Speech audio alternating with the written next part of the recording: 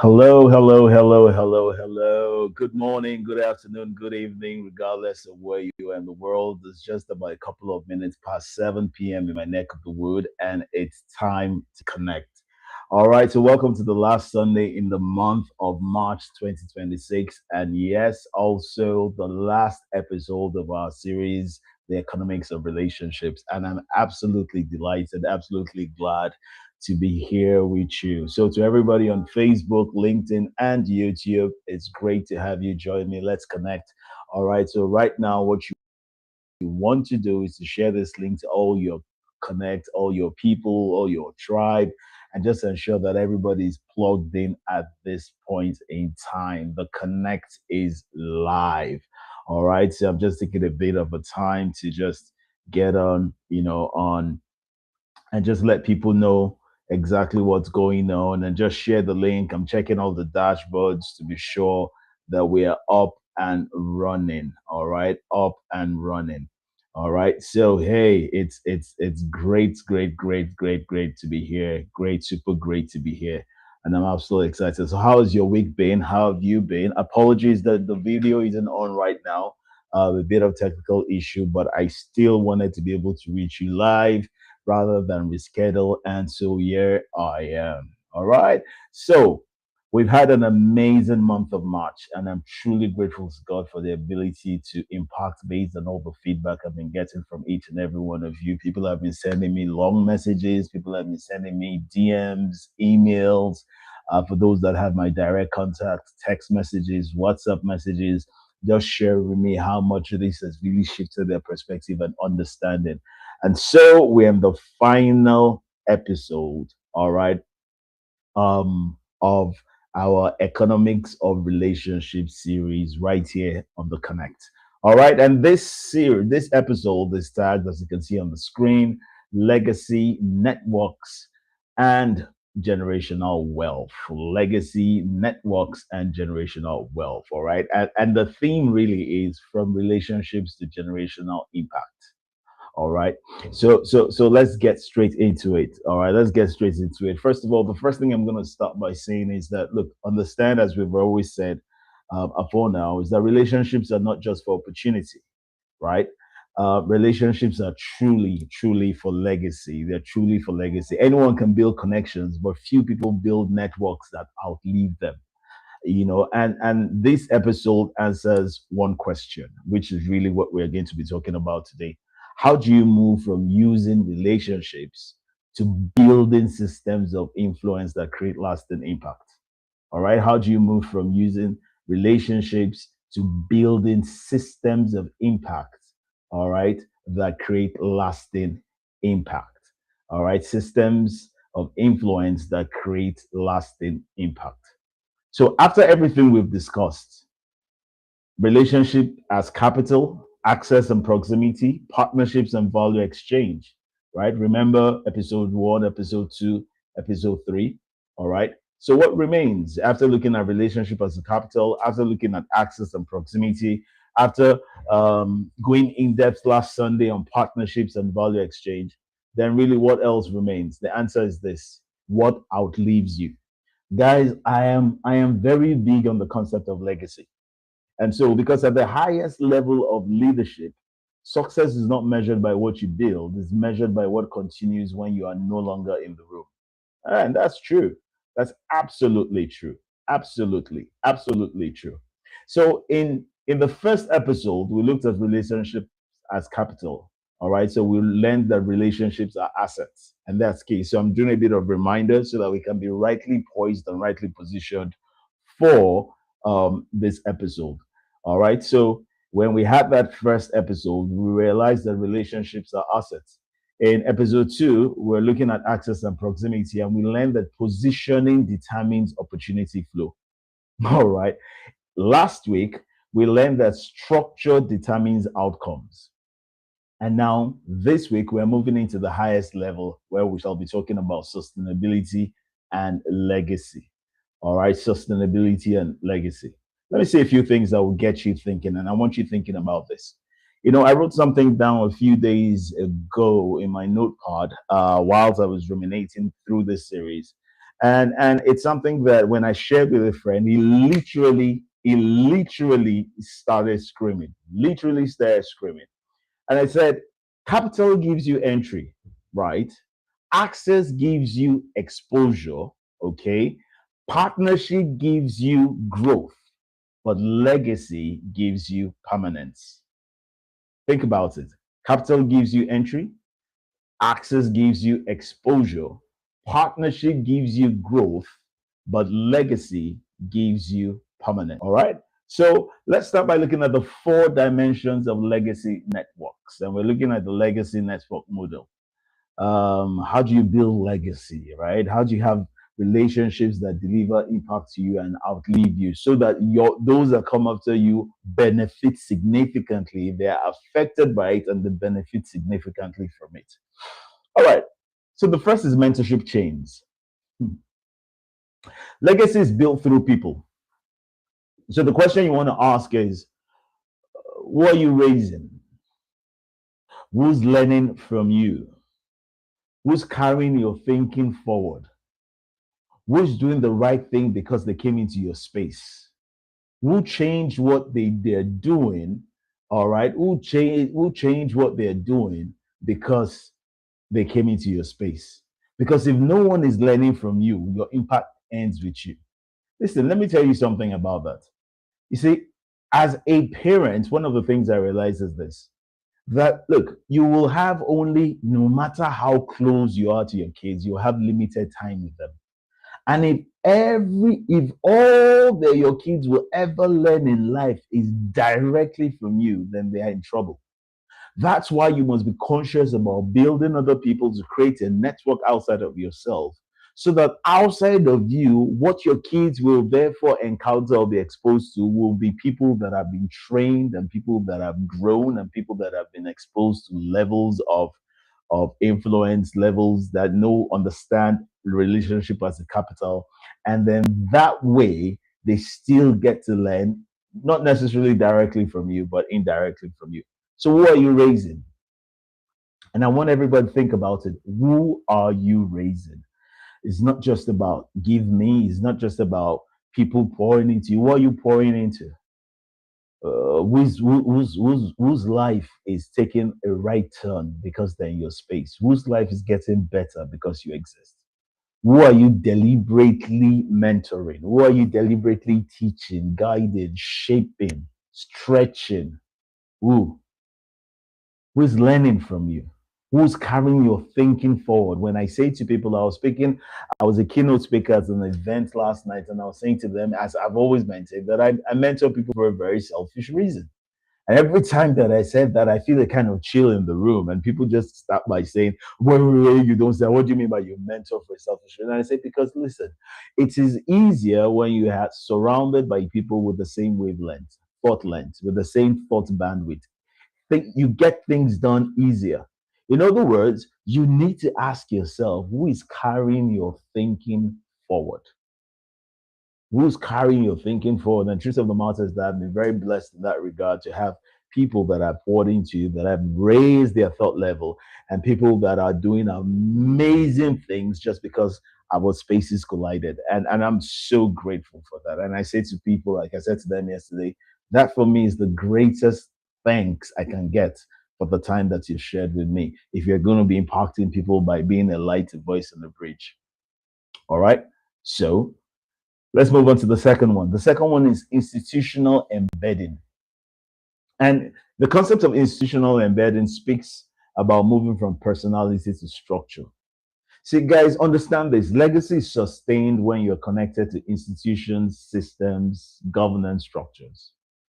There's much that you can do as an individual, but when you're part of an ecosystem, when you're part of an institution, when you have solid systems, when you have governance structures, then you have a multiplied momentum. You have multiplied results, you have multiplied outcomes, and you have multiplied exponential impact. So it's very important that you understand that. Very, very, very important that you understand that. All right. And when we talk about being connected like this, you must understand that. Look, for example, look at just on March 22nd, it was Tony Lumilu's birthday, right? and it was also the announcement of the 3,200 entrepreneurs that are benefiting from the Tune Elumelu Foundation. And I've done quite a bit of work around that space as well. So I fully understand that. But you must understand that the foundation has built an ecosystem where value continues beyond Tony Elumelu, where it continues beyond Dr. William Elumelu, where it continues beyond an individual. So you must learn to be connected.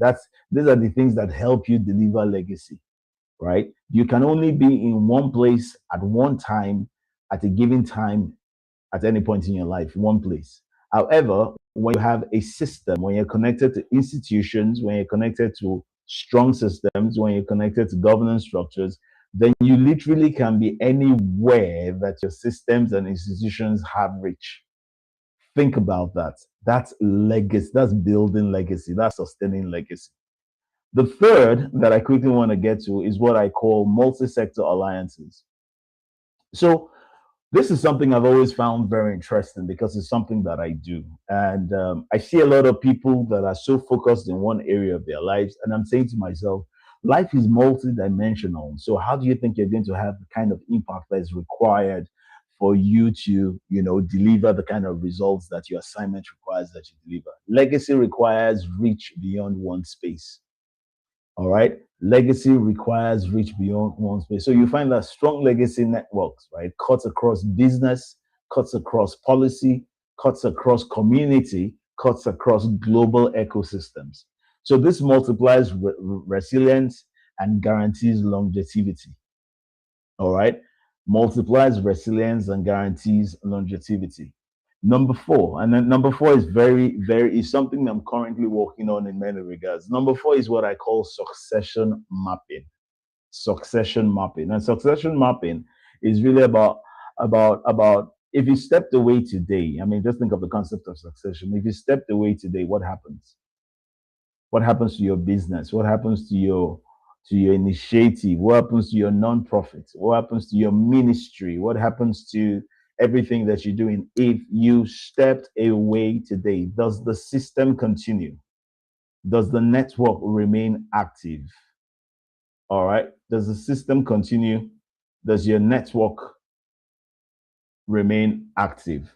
So when you think about it, you then realize that, my goodness, you have got to be able to, how do I put this now? You've got to be able to build, have a succession plan. And having a succession plan, right, simply means that you have got to think through what to do, right, that ensures that everything that you're doing right now has continuity outside of you. So have you ever thought about it? If you stopped doing, if you owned a business, if you stopped working on your business, what will happen? I know many people that have NGOs and non-profits. I mean, I've done quite a bit of work with some of them. And I'm saying to you that, hey, you know what? If you stopped showing up, what will happen? What will happen? What will happen? Because if not, then no matter how great what you have right now is, what you will have done is you will have built success, but not legacy. So, in other words, let's look at it this way, guys. Legacy is not what you build, legacy is what continues without you. It's not what you build, but it's what continues without you. And now brings me to the second aspect of the conversation that we're having, where I want to introduce the concept of relational wealth, which then moves into generational wealth. What is relational wealth? So somebody was sharing with me, was a question I asked a friend about a couple of weeks ago, and I said, "Look, what do you think relational wealth is?" Because I was having a bit of thoughts about this, and he said to me that, "Look, relational wealth, right? He said relational wealth is the long term, or how did he put it? He said it's the long term value that is generated through sustained networks of trust, influence, and collaboration." And when I thought about it, my mind was blown. My mind was blown because I said to myself that for you to be able to do that, all right, to have a long-term value, anything that delivers long-term value and is generated through a sustained network of trust, influence, and collaboration, it means that you must understand that relational wealth compounds over time. Doesn't just happen in a flash, doesn't just happen in a week, doesn't just happen in a month or in a year. It's something that is line upon line, precept upon precept. You must also understand that it multiplies. If you don't write, it multiplies across generations. Relational wealth, all right, also creates opportunities beyond direct effort. You see, it's so important that we understand because look, I was teaching a class where I talked about globalization, and globalization is a fusion of global and local. And I said that even though whatever you do starts locally, you must have a global reach. But what makes you unique in the global space is the local entity that you have, hence the concept of localization. And localization requires that you must create opportunities beyond direct efforts because you cannot, by direct efforts, be able to reach the far flung corners of the earth. You cannot. Another thing that relational wealth does is that it sustains influence. Influence. And this is where people struggle because look, every time you have, you focus on a short-term relationship, you just want to take from it and all of that. This is what you miss out. Because short-term relationships, the truth of the matter is that they will produce transactions, they will produce quick wins, and they will grant you temporary access, but they're not sustainable. No, they're not. Long-term networks will give you ecosystems, will give you institutions, and will deliver to you generational impact. In other words, understand this: money can be spent, but relational wealth, when built correctly, continues to provide value long after the original effort. And for me, this is very exciting because, look, listen, you want to do things that, can you imagine? Think with me for a second. Can you imagine having a name which is known based on the things that you have done that can open doors for your your grandchildren or great grandchildren or great grandchildren that never met you? Do you know what it is to have a name that signals as a thing of pride, echoes as a sound of pride, that family members that have never met you are given access to opportunities just because they carry the same last name with you or just because they're affiliated with you?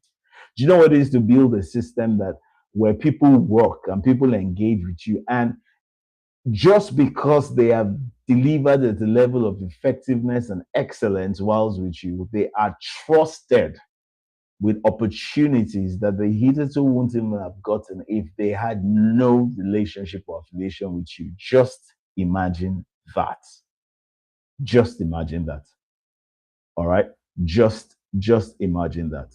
But you see, the truth of the matter is that not everyone builds legacy because it requires discipline. It requires a discipline. And the thing about discipline is this. Let's look at relationship and discipline, right? And discipline one is selectivity. When you're going to be building legacy, you must understand that not every relationship deserves proximity. And that's the truth. Not every relationship deserves proximity. I have been saying this for a long time. And so you have to be intentional about who you build with. That's key. You have to be intentional about who you trust. That's absolutely important. And what's sacrosanct is that you have to be intentional about who you invest in. Time doesn't permit me. I wanted to, maybe after the Easter break, I will come to these disciplines of legacy building. Another discipline is consistency. Please understand that trust is built over time. And so legacy builders must to a certain extent be predictable because their word is their bond. If they said it, they will do it. That's predictability. They must be reliable. And this is very important. They must be stable. You must be a steady hand regardless of what the circumstance of the situation is. Your yes must be your yes, regardless of whether it feels okay to say yes. Your what is right, what is wrong, and there's no all right in between or alternate right in between. And so there must be degrees and levels of consistency that are undeniable and unshakable. The third discipline that I want to share with you today is that the kind of relationships that you have in terms of legacy, there must be value multiplication. Discipline in relationships, in building legacy, doesn't just create value, it enables others to multiply value, it enables others to create value so that you are not just doing one thing, you are birthing many other people doing the same thing. A candle doesn't lose its light. And it was Fela Drotoy that told me this in his hotel room many years ago, whilst we were having a closed session and just having an amazing conversation, just sharing stuff. And we didn't even realize that we have been talking for about 3.5 hours. Just dropping in to check in on him and be sure that he was well rested in his hotel room in Abuja. And then for the next 3.5 to 4 hours, we were just sharing thoughts. And he said to me, I will never forget that a candle doesn't lose its light by leaning over and lighting another candle, and that by the time the next one lights another candle, because it started with the first one lighting the next one, all of a sudden, just where you had one candle in a room and the light was just in one part of the room, when all the candles are lit, the whole room is lit up. And yet the first did not lose its flame because the others are lit up. Value must be multiplied. You must enable others to create value. And this is a gift and a blessing that God has given unto me to make men light, to make men voices, and to make men bridges. Discipline four, long term thinking. So if you're going to build legacy, you must think beyond immediate gain. You must think beyond short term outcomes. You must think beyond immediate gain and short-term outcomes. One of the things that I've learned in life is that, and I said this at the keynote address I delivered yesterday, that listen, guys, listen and understand that decisions are not taken based on the convenience or the situation of the immediate. Decisions are based on the outcome of whatever it is that you want to take a decision for. And the outcomes are usually not immediate, especially the outcomes that are far flung into the future. And so you must have and develop long term thinking. Long term thinking is absolutely important because beyond immediate gain, like I said, beyond short term outcomes and indices, you must build for sustainability, continuity, and generational transfer. So legacy builders don't chase opportunities. They build systems that create opportunities. And that's the difference. This is the difference. And how do you achieve this? All right. How do you achieve this? Let's talk about errors to avoid. Errors to avoid. If one of the errors that you must avoid, and I'm learning this from my own personal life and also in the engagements I've had with people, one of the errors that you must avoid is that if everything depends on you, then nothing survives you. In other words, you must avoid building around yourself. Oh, yeah, yeah, yeah, yeah, yeah, yeah. I almost was down that road at a point many, many years ago until I saw the light. Until I saw the light. I was literally down that path until I saw the light. If everything, listen, guys, if everything depends on you, nothing will survive you. And we're talking about legacy. Nothing will survive you if all you do is build everything around you. Another error that you can make is ignoring succession. To never fail to prepare others to lead, because every time you fail to prepare others, it will lead to collapse. Never fail to prepare others to lead, because every time you fail to prepare others, it will lead to collapse. Never fail to prepare others to lead, because every time you fail to prepare others to lead, it will lead to collapse. Never fail to prepare others to lead, because every time you fail to prepare others, it will lead to collapse. Nobody can step into your shoe. Nobody can do what you do. Nobody can contribute to what you do. Nobody understands what it takes to do what you do. Then it means that the moment that you're out of the picture, then there's no doing or no done of the do that you do, if you understand what I mean. Because if you're not building people, if you're not preparing people, if you're not shaping people, stretching people, structuring people to be able to do what you do, ignoring succession, then what you have, your assignment will collapse. This is the problem and the bane of many MSMEs in Nigeria and the world. It will collapse. Think about it. Think about it. And whilst it's bad that you ignore succession, please avoid the error of short-term thinking. You see, what makes short-term thinking attractive is because it is seemingly, quote unquote, convenient. It will deliver quick wins to you. But what people fail to understand is this: quick wins often destroy long-term potential. And then that's something that you need to understand. Quick wins. So you sacrifice. You know how I like to say, don't write checks that your future can't cash. Don't write checks your business can't cash. Don't do things today, just because of the convenience of now. I say all the time that it's not today that determines tomorrow. It's your understanding of tomorrow that will rightly determine what you consider as wise to do today. And the entire concept of alignment is hinged around that. But I don't have the time to go into that. I've done that in previous episodes. So you obviously know my point and my place with alignment. Quick wins, my friends, will in many cases destroy long-term potential.